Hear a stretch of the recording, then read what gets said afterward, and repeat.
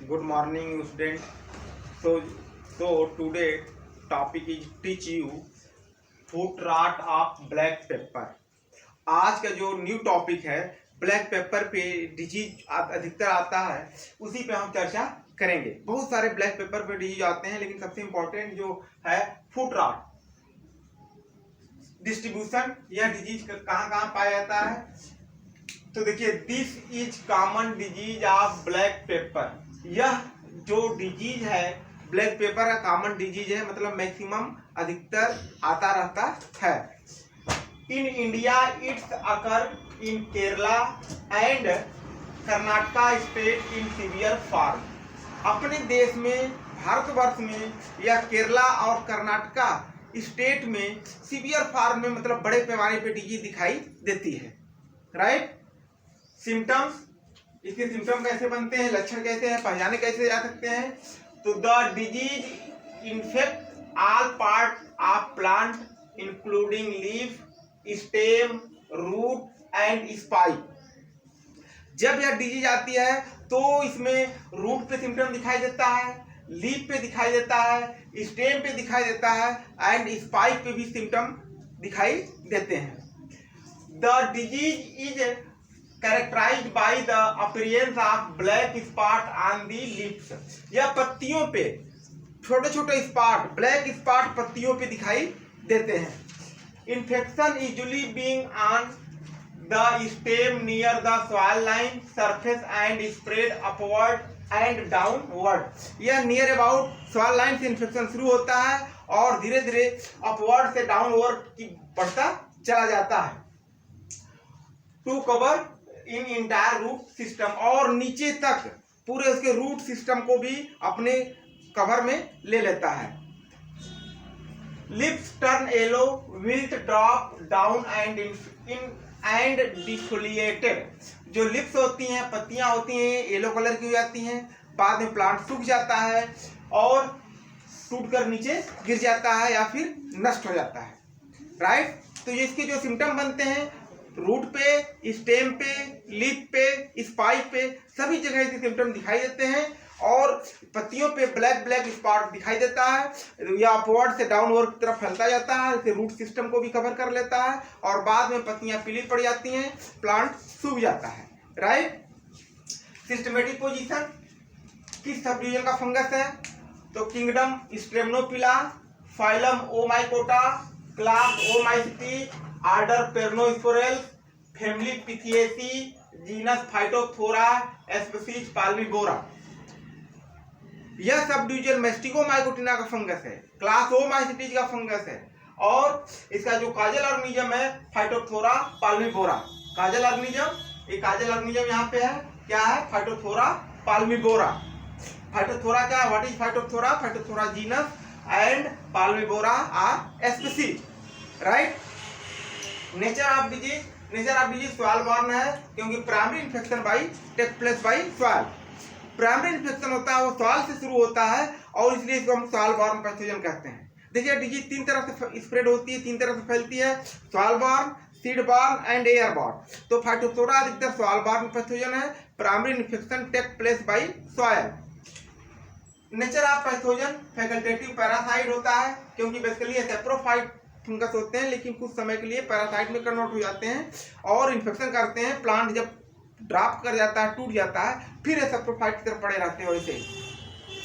तो facultative parasite fungus होता है। Etiology, mycelium non septate branches inter and inter cellular. जो माइसिलियम होता है नॉन सेप्टेड होगा, क्योंकि इसका कैरेक्टर ही कहता है कि सब डिवीजन मैस्टिगोमाइकोटिना में जितने भी फंगस आते हैं सब में माइसिलियम क्या बनेगा? नॉन सेप्टेड बनेगा। हेस्टोरिया बनेगा, हेस्टोरिया एब्जॉर्बिंग ऑर्गन है, absorb food material by haustoria. A large number of nucleus, considerable amount of cytoplasm, Golgi body, mitochondria are contain sporangiophore. Sporangiophore are erect out and in sporangia produced at the tips of sporangiophore. इस यही sporangiophore के ऊपर sporangia का निर्माण होता है। Mature sporangia drop and disseminated by air. Each sporangium ellipsoidal or ovoid and papillate. इस नुकीले हिस्से को हम पैपिला बोलते हैं। इसको हम क्या बोलते हैं? पैपिला। पैपिला। तो स्पोरेंजिया क्या होती है? पैपिलेट होती है। इन स्पोरेंजियम प्रोड्यूस्ड मेनी जू स्पोर। स्पोरेंजियम के अंदर बहुत सारे जू स्पोर बनते हैं। अब zoospore, each zoospore kidney shape, biflagellate, flagella tinsel and tubeless type. Tinsel and tubeless type. जो फ्लैजिला बनेगा अर्थात जू स्पोर बनेंगे उस तरह बनेंगे, किडनी शेप बनेंगे और इसको हम जू स्पोर कहते हैं। क्या है? जू स्पोर। फ्लैजिलेट होते हैं और जू स्पोर किडनी शेप होंगे, बाइफिलेट होगा, flagella tinsel and tubeless type हो सकता है। ये इतने आपको ये सेक्सुअल में लिखने हैं। बट थोड़ा सेक्सुअल में भी लिखना होगा कि sexual reproduction contact between antheridium and oogonia, right? Male and female sex organ are developed on the same hypha. It is called homothallic fungus. While male and female sex organ are formed on different hypha, it is called heterothallic. Male and female male organ are called enthodium, while female organ are called oogonium. Male organ are called enthodium, while female organ are called oogonium. Oogonium is a multinucleate, spherical and thick wall, and enthodium is a club-shaped multinucleate structure. A large number of nucleus, considerable amount of cytoplasm, Golgi body are contain male and female sex organ. Male and female sex organ come close contact to each other. At the contact point, wall dissolve and formation of fertilization tube. By fertilization tube, male nucleus migrate in oogonium, both nucleus fuse and plasmogamy followed by karyogamy, result of meiosis, produce a many oospore. After some time, oospore mature, then oogonium wall burst and oospore are liberated. Each oospore is spherical, uninucleate and thick wall. Return under favorable condition. Each oospore germinate by germ tube and give rise a new hypha. इतने आपको etiology में लिखने हैं, right? Etiology में इतने आपको लिखने हैं कि ये सेक्सुअल रिप्रोडक्शन कैसे होगा, सेक्सुअल रिप्रोडक्शन कैसे होता है, जू स्पोर कैसे बनते हैं, ऊ स्पोर कैसे बनता है, फंगस कैसे सर्वाइव करता है, इतने आपको इसमें इटियोलॉजी में लिखने हैं।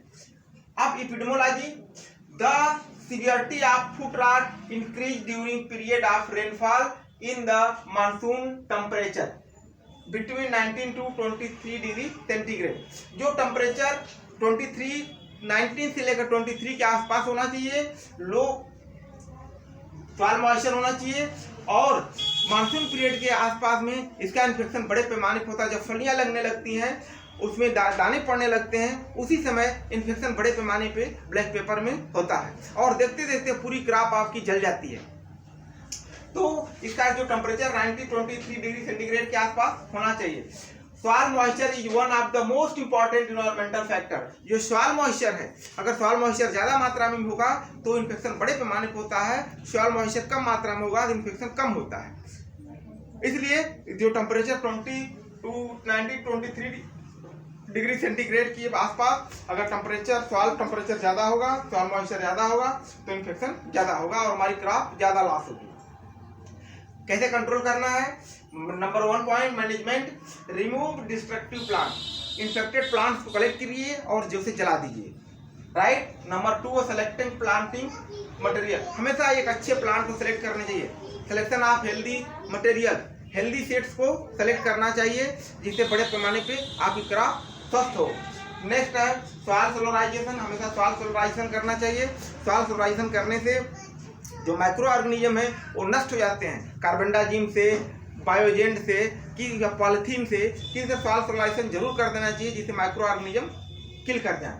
नेक्स्ट है स्प्रे डेंच कार्बेंडाजिम 0.2% एंड मैंकोजेब 0.25% का स्प्रे कर देना चाहिए और जिससे कुछ क्रॉप हमारी बच जाती है, मैक्सिमम डिजीज कंट्रोल हो जाता है।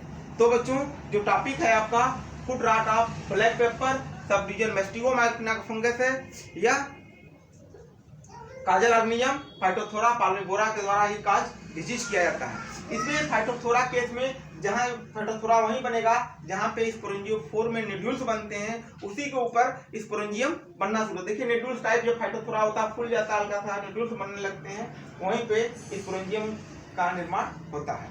उसके बाद फिर इसमें किडनी से फ्यूज स्पोर निकलेंगे। सेक्सुअल रिप्रोडक्शन में जो होगा एंथ्रोडियम और ओगोनियम के द्वारा होता है, फिर उसके अंदर से ऊ स्पोर बाहर निकलते हैं। यही ऊ स्पोर सर्वाइव करता है नेक्स्ट रेस्टिंग पीरियड में। अगले साल टेम्परेचर फिर उनके अनुकूल होता है, तब फिर ये इन्फेक्शन बड़े पैमाने पे करते हैं। सो बच्चों, my channel is like, subscribe and share. Thank you.